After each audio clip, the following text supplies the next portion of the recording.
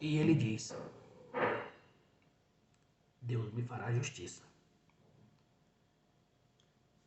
E Edmond Dantès vai passando e nada dessa justiça chegar. Até que um certo dia, lá, os anos se passaram, um padre está querendo fugir da cela dele lá, acaba saindo dentro da prisão de Edmond Dantès. Acaba saindo dentro da prisão. Ele fica assustado. O velho, né, saiu ali.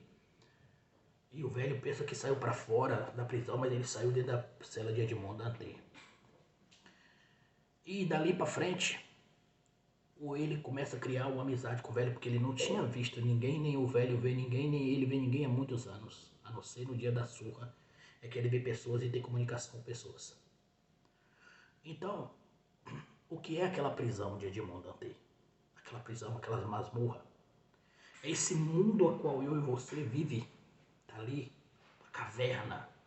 A gente não sabe o que tá por fora, a gente não tem a luz. E o velho padre, por que é o velho padre? Tem que ser um sacerdote. Porque o velho simboliza a nossa consciência, que é antiga, que é o pai, saindo para lhe apresentar, para mostrar-se para você. Então, num determinado momento lá na frente, eu estou cortando um pedaço aqui, o padre morre. Por que o padre morre? Porque simboliza, naquele momento, que a velha consciência precisa morrer para dar lugar ao novo, a revelação, o Cristo. É tanto que Edmond Dantès muda o nome dele de Edmond Dantès para o Conde de Monte Cristo, porque o Cristo significa ungido ou sagrado. Então o velho precisa morrer para o novo renascer. Essa é a história. Por isso que o velho morre, a velha consciência morre, para que a nova tenha que surgir. O Edmond Dantès, por isso que ele troca do nome também, é uma metáfora, porque o velho Edmond Dantès, que é o Edmundo, tem que morrer para o novo renascer. Então, o velho ali, antes da morte, o velho começa a falar para ele sobre Deus. Aí agora, é como se fosse uma conversa com ele e a consciência dele, o despertar da consciência dele. O velho representa isso, por isso que é o sacerdote, porque representa o sagrado. E ele não acredita em Deus de forma nenhuma mais. Por que ele não acredita? Porque ele sabe que aquele Deus está morto.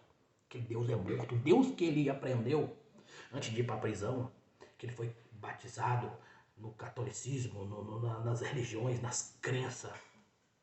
Ele acreditava nesse mundo, ele acreditava nesse Deus. Então ele descobre que esse Deus não existe. É por isso que tem o cara lá que fala para ele que na hora que ele invoca o Deus dele, na hora que o Deus aparecer, que ele parava o chicote. Mas aí o padre começa a fazer uma negociação com ele. Ele ajuda o padre a cavar, né, para fugir. E em troca, o padre ensina a ele, né, toda a sabedoria, todo o conhecimento que o padre tem. Entendeu? A sua consciência sagrada, que é o Deus vivo, o poder sagrado está dentro de você, vai começar a lhe dar ferramentas para você começar a se desenvolver, a se libertar desse mundo, dessa caverna, dessas trevas e desse Deus morto. E o Cristo eclodir de dentro de você. Então, o padre ensina ele a lutar de espada porque ele não sabia. A espada aí começa a aparecer de 3 formas. Na hora que ele está lutando com o invejoso do inimigo dele, a espada aparece, ele não sabe manusear a espada, o cara vence ele. O padre vem ensinar ele a lutar de espada. E o nome do tesouro que ele vai encontrar mais tarde é o tesouro de espada. Ali mostra a riqueza, né? Mas daquela riqueza, o que é a espada? A espada é a verdade, é o conhecimento. A palavra sagrada é a espada. Tudo que você fala, você profetiza. É uma espada de 2 gumes que corta, separa. você do sagrado e separa você dos falsos. É isso que significa a espada. Então ele começa a aprender sobre economia, ele começa a ter um estudo, ele não sabe nem ler e escrever, o padre ensina ele a ler e escrever. Ali, como eu falei para você, é o Espírito de Deus, do verdadeiro Deus vivo trabalhando dentro dele, ensinando ele, porque ele procurou esse conhecimento. Ali mostra uma história romântica, uma coisa. Lembra da parte bonita? Eu estou contando para vocês aqui a diferença da mentira e da verdade. Eu acho que vocês estão começando a entender. E ali, ele aprende tudo. E quando eles estão cavando o buraco, né, que o padre finaliza com ele, que o padre encerra com ele, todos os conhecimentos, todos os ensinamentos, ele aprende, ele descobre o poder, né? E o padre morre, como eu falei, a morte do antigo homem, da velha consciência, para dar lugar ao novo. Ali, depois ele sai da prisão, ele é jogado nas águas, que fingiu de morto. É um filme muito maravilhoso. Então, quando ele é jogado nas águas, tudo ali é simbolismo. Quando ele é jogado nas águas, significa renascendo. O novo homem renascendo nas águas. Renascendo. O morto foi jogado nas águas e renasce. A ressurreição.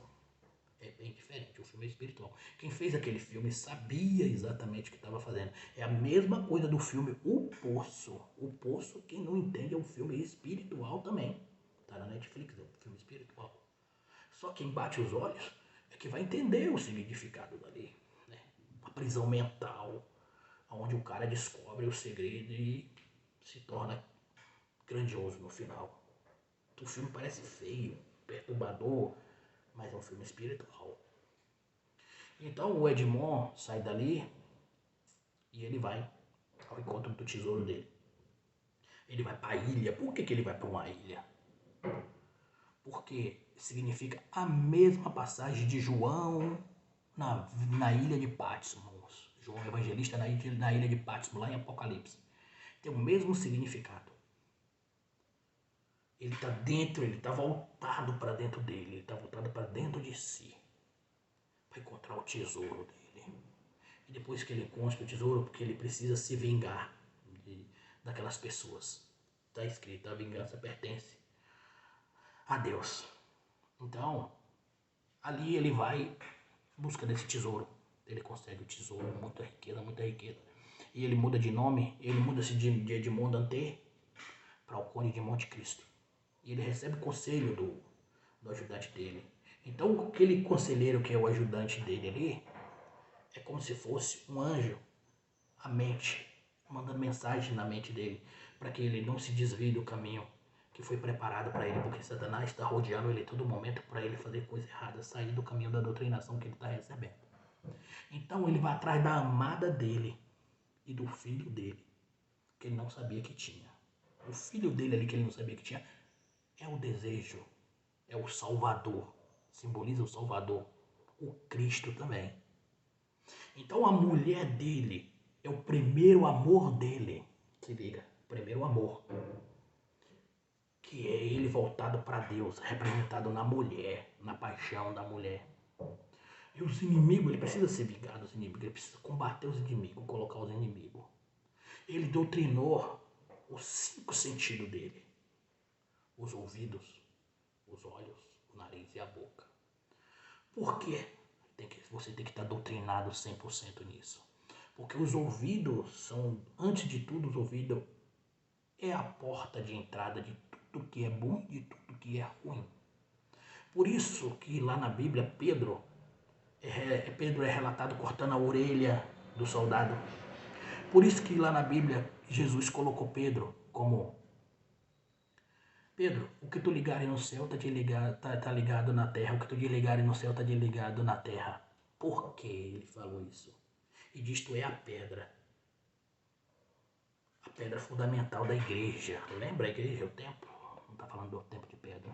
Por que isso? Porque Pedro significa na Bíblia os ouvidos. Um dos 5 sentidos físicos. Os ouvidos. Porque é através do ouvido, dessa porta aberta, que tudo entra na sua alma.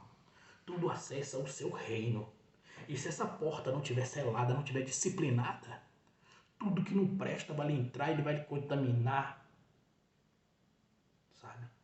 E você vai começar a ser uma pessoa, você já maligna, uma pessoa que não tem noção.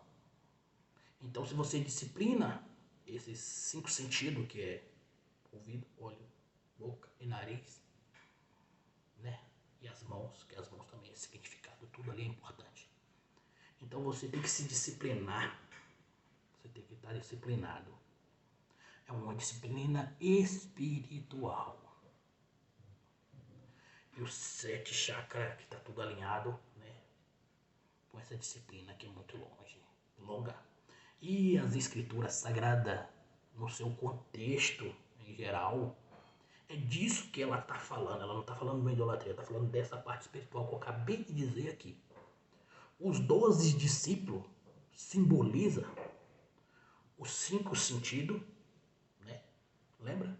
5 sentidos, mão, olho, boca, nariz, tudo. Esse é o 5. E mais o 7, que é os 7 chakras, para formar 12. E o 13º, que é você, o espiritual. Então, Dante, ele precisa ir se vingar. Quando ele vai se vingar, que ele vai encontrar com a mulher, que ele faz tudo aquilo, que ele consegue tudo. No final ele descobre que, aí vem para a parte física, ele descobre que ele se vingou, matou os amigos, destruiu os amigos. Ele não se sentiu bem com aquilo porque aquilo não é divino, não é sagrado. Mas ele se liberta da prisão. Ele comprou a prisão que ele vivia. No final ele compra a prisão e se liberta. Então, por que a mulher na Bíblia, ali é importante? A mulher é falada na Bíblia o tempo inteiro. Então a mulher ela é massacrada na Bíblia porque a mulher é espiritual dentro da Bíblia. O homem, quando se fala de homem e mulher dentro da Bíblia, o homem é o consciente. E a mulher dentro do homem é o subconsciente. Por isso que a mulher é submissa ao homem, espiritualmente falando. Porque essa subconsciência, ela é que gera os filhos do consciente. Tudo que o homem deseja, quem realiza e quem traz ao mundo é o subconsciente, que é a mulher. O masculino e o feminino, o sagrado dentro do homem. O homem é o criador, semelhante ao pai, porque aí esse poder foi dado. Satanás, ele é infértil. Ele não produz nada. Ele não cria nada, ele copia. Ele é uma máquina copiadora. Mas ele manipula a situação. Ele manipula tudo para você não ter esse conhecimento da verdade, para você não crer. E você crê num Deus morto, fora do homem. Você não crê no sagrado dentro de você. Então é essa a dificuldade que as pessoas têm em crer. É isso. Então, a mulher, por isso que a mulher aparece ali. No final ele tá a mulher, o filho e o ajudante dele, que é o conselheiro, o novo conselheiro dele, a nova consciência dele, né? Que era um homem bruto, né? Que era um ladrão e depois não, entendeu? Se transforma, que o ladrão ali é figurativo, né? A consciência dele, né? Se transforma ali. Então passa a ser um conselheiro espiritual agora, já doutrinado. E a mulher, como eu falei para você, é o subconsciente, e ele como o consciente, o filho dele ali, que é o salvador dele, que tá ali. Que tudo, o que é o salvador? A mentira é que Cristo vem, o filho do homem vem. O que é o verdadeiro salvador? O verdadeiro salvador é tudo aquilo que lhe traz salvação, é tudo aquilo que você pode resolver, a solução do seu problema. Se você tem uma doença, o seu salvador é a cura. Se você tem fome, o seu salvador é saciar essa fome, é o alimento. Se você tem sede, o seu salvador é a água. A comida é o seu salvador. Então você para pensar no que eu estou lhe falando. Qualquer dificuldade que você tenha, a dor, o que é o salvador da dor? É a solução daquele problema, daquele sofrimento, daquela angústia. Se você é pobre e vive numa extrema pobreza, numa extrema miséria, o seu salvador é a riqueza. Então o Pai deu tudo isso para nós. Está tudo aqui. O reino de Deus está dentro do homem. É desse Deus que eu estou falando para você. Quando eu falei lá que você pega a palavra distorcida é feitiçaria. A palavra distorcida é feitiçaria. Você coloca idolatria lá, deuses lá, é feitiçaria, é bruxaria. É disso que eu estou falando. É isso que eu estou trazendo para você. Quanto mais você escuta essa gente, escuta esse povo aí, mais amaldiçoado você vai ficar. Mais nas trevas você vai continuar. Então você precisa se libertar. Você precisa encontrar o que Edmond Dantès encontrou. Então é essa, viu? Você, quem não entende espiritualmente vai ver um filme como um filme romântico, um filme lindo, maravilhoso. Mas a verdade, né, que não tem aparência, ela é uma feia, não agrada a ninguém. Quem quer saber disso naquele filme? Ninguém quer saber dessa parte espiritual. É disso que Isaías 53 fala. E é isso que eu estou trazendo aqui para você. É isso, tem muita coisa para falar, mas a gente vai falando, vai esquecendo. É por isso que no Apocalipse eu vou anotar detalhes e trazer tudo anotado no papel, tudo escrito. Né? Eu vou ler, né? Tá ali contexto ali, vou ler, vou escrever, vou trazer toda essa parte espiritual em detalhes. Porque se eu estiver falando aqui, eu não vou me lembrar. E eu colocar um papel aqui vai ficar ruim, então eu prefiro fazer isso e trazer em áudio, vídeo para vocês. Então são poucos, né, ou muitos, não sei, vão encontrar esse material e vai servir para muitos. E agora você me entende. Então a gente é usado por Satanás quando a gente, né, não consegue perdoar, não consegue, porque a gente quer justiça. Lembra que eu fiz o vídeo do perdão, do olho por olho, dente por dente? Aquilo ali é um simbolismo de Satanás fazendo com que a gente se endureça o coração, como endureceu o coração de Faraó. Então isso é a realidade, é isso que eu estou querendo mostrar para você. Essa é a verdade que todos nós temos dentro, que precisa ser quebrado. Precisamos se largar de ser o Edmond Dantès e se transformar no Conde de Monte Cristo. Espero que eu tenha trazido um pouco da luz da verdade a vocês e vocês tenham me compreendido. Porque muitos pensam, porque João fala isso, porque fala aquilo, ao mesmo tempo que ele fala de Deus, ele fala... Então, ele fala contra, fala a favor, então eu estou falando desse Deus aí que eu acabei de citar e do verdadeiro Deus.